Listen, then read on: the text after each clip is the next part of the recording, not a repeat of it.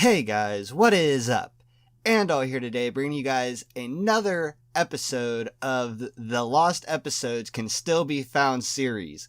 So, I know at the beginning I was saying I was going to read 2 parts of video, but I was just now reading through part 5 and part 6 and part 7, and they are quite a bit long, like I'd say over 10 minutes long. So with that said, I'm going to go ahead and split those ones, 5, 6, and 7, up into their own episodes, so it's going to be 2 extra parts than what it was going to be. So, with that, I hope you guys enjoy. If you guys like that decision, let me know in the comment section below. If not, let me know in the comment section below, and I'll just do 6 and 7 together. With that said, I hope you guys enjoy. This has been Andaull, and peace out.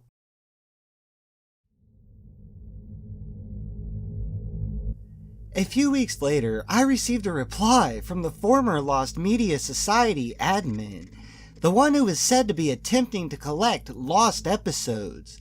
He told me he was not aware of an Aristocats Lost episode version, but that he was nevertheless now in possession of several lost episode copies, and was willing to show them to me for a price. To be exact, he wanted $1,000. I agreed without hesitation. I was not at a point in my life where I could comfortably spend $1,000 on anything, let alone a prospect that might not deliver. But I was afraid trying to talk him down to lower offer would make him break contact, and something in my gut told me his claims at least were sincere. He gave me the address of a secluded cabin he said he would rent for the purpose, which was several states away. He said to come alone, and gave me the exact date he expected me there. I was a little put off by his curt tone, but figured he was paranoid of something stealing his collection, or worse, being hunted down by the people who made the items. I prepared for the trip and left immediately. When I arrived in the state where the cabin was, it was still a couple of days until our meeting date, so I checked into a hotel. I was up late, watching TV in my hotel room with the lights off, when I found a channel playing the Aristocats. It was in the middle of the movie, but I kept watching. I grew nervous. I had already watched the whole movie and knew there was nothing unwholesome in the standard version.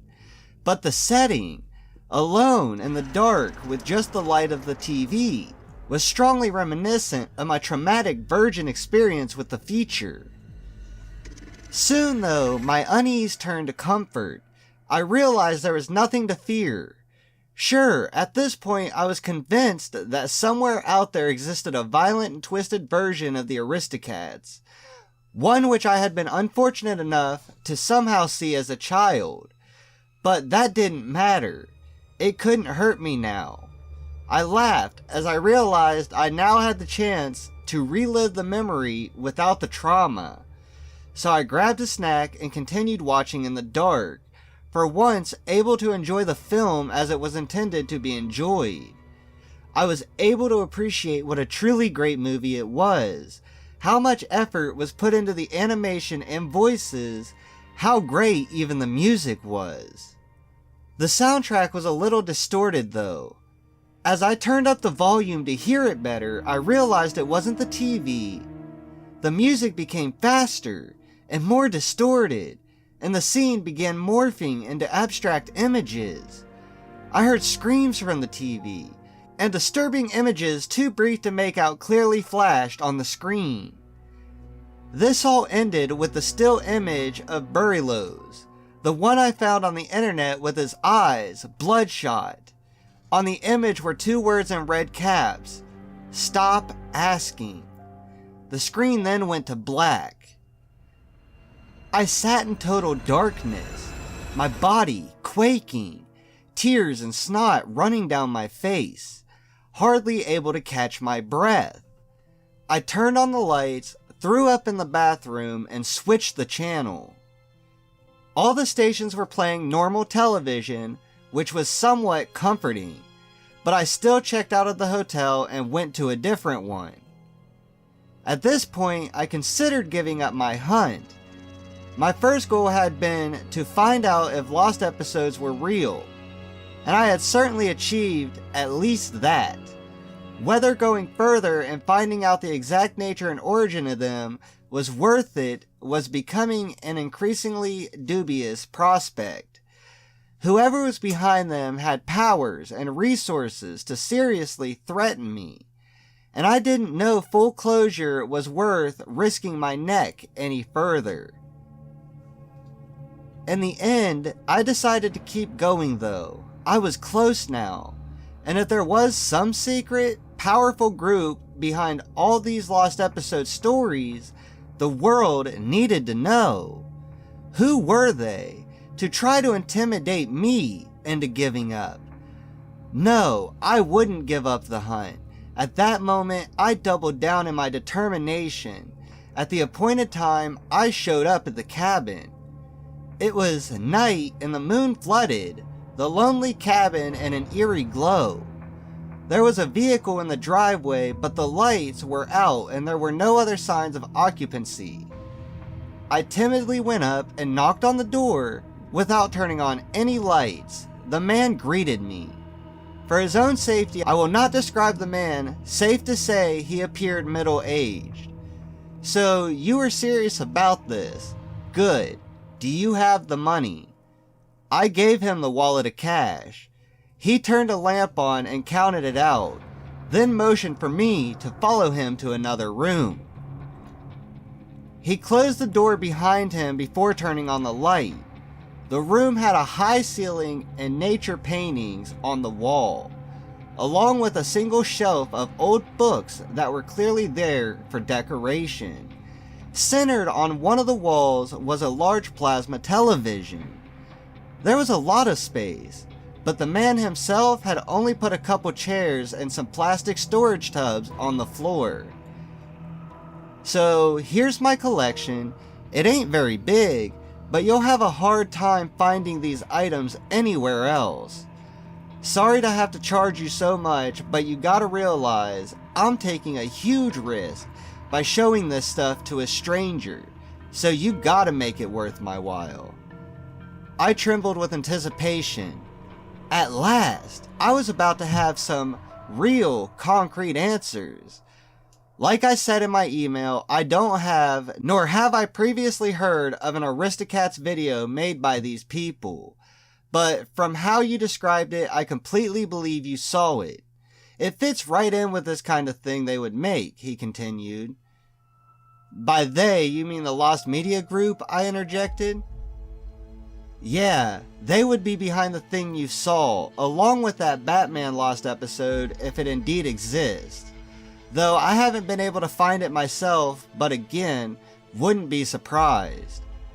I don't know what their goal is in making these things, but they're interesting as hell, so I collect them. I asked if he could share some of his contacts, but he flatly refused. I only give that information to trusted friends. And even if you were one of them, I would make you pay more than what you could afford. Please don't ask me that again. You're lucky I even agreed to show you my collection. I was a little flustered by his tone, so I just nodded. Then we got down to business. He opened one of the tubs and pulled out a VCR, along with a black VHS tape with a white label that read Pink Panther in black Sharpie. He hooked up the VCR, inserted the tape, and played it. It was a lost episode from the Pink Panther cartoon series, which was a show consisting of short sketches about 5 or 6 minutes each, with the Pink Panther going on various solo adventures and getting into trouble with other characters and situations, which he manages with his super mastery of cartoon physics.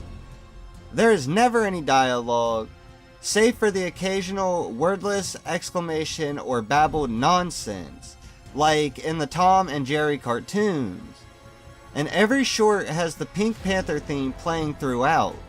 I had watched a little of the show as a kid, but didn't have many memories of it. The episode was called 40 Shades of Pink, which I assumed was a pun on how Ireland is said to have 40 shades of green, since this was a St. Patrick's Day themed episode. It took place in a green land that, while not explicitly identified as Ireland, was obviously supposed to be the Emerald Isle, or at least some generic insular Celtic fantasy land.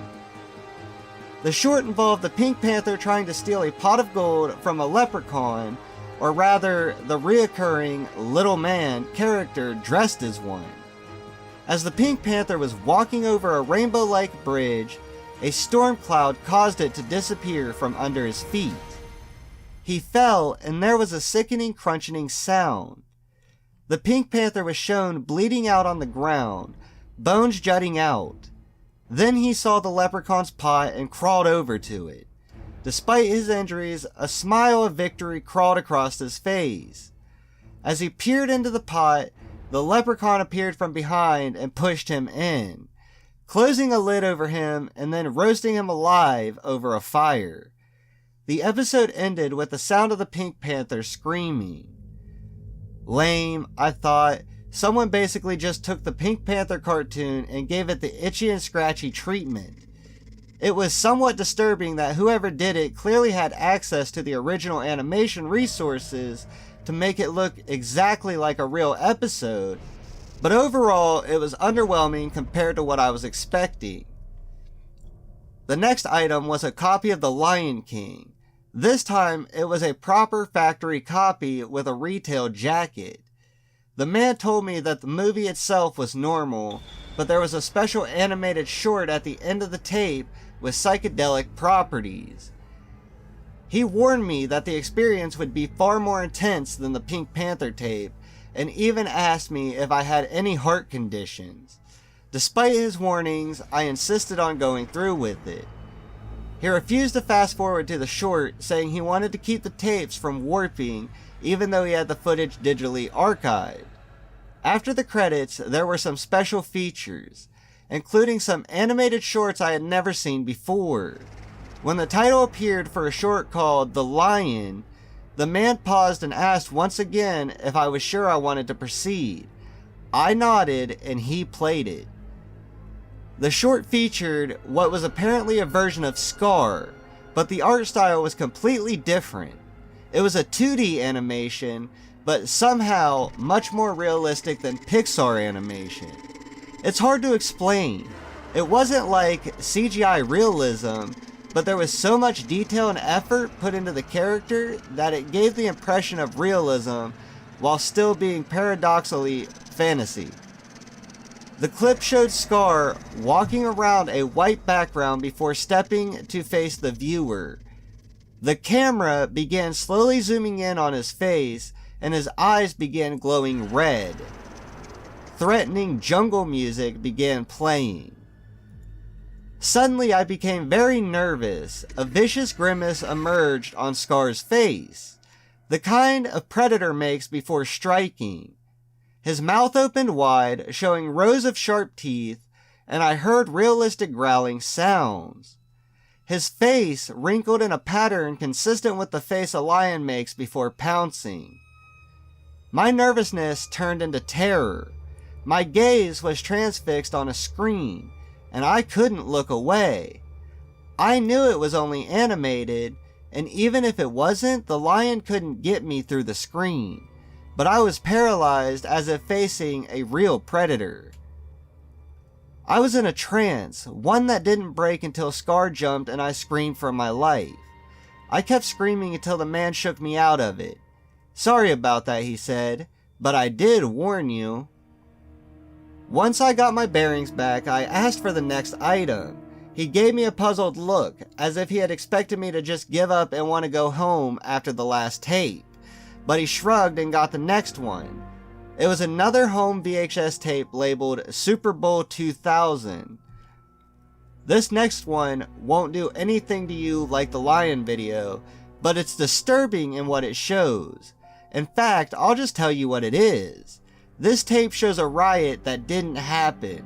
If you didn't know, there was no sports riot at the 2000 Super Bowl, certainly not at the stadium itself, but the tape shows just that. Once again, the man refused to skip to the interesting part to preserve the integrity of the tape. In the third quarter, a referee made a call that didn't sit well with Titans fans, and someone threw a beer bottle. More people started throwing things, and it escalated into a full-scale riot in which spectators swarmed the field and attacked each other.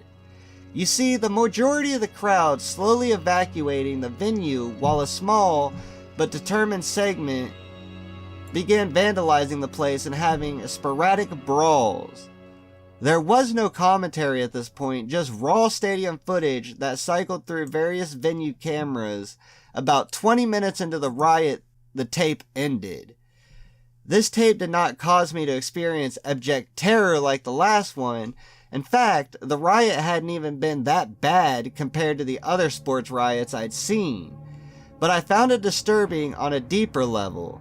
The fact that they could alter a recording of a sports event to make it show something that so blatantly didn't happen in reality terrified me.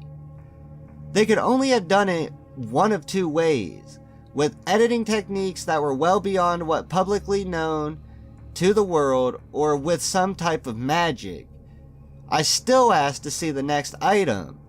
The man said it was the last one.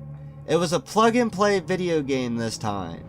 The man explained that the Lost Media Group was known to dabble in other mediums besides movies and television, and that in particular, they were said to produce a lot of lost video games, though this was the only one he had been able to acquire. The game was labeled Pokemon Black Carbonite. I actually remembered hearing about Nintendo making a Pokemon plug-and-play game that was cancelled, but I didn't know if that was the title. The thing was black and bore a white image of Pikachu sporting a menacing grin. I'm not going to let you play this. I myself will never play it again. This thing will mess you up and is downright dangerous. You can examine the hardware though. I took it from him and did so. The first thing I noticed upon closer inspection was a fissure in the control pad. A lot of force had been applied to make the crack. Then I noticed that some of the plastic was warped and melted. I looked at the man, he gave me a look back, a look of understanding that there was nothing more than what needed to be said. I handed the game back to him.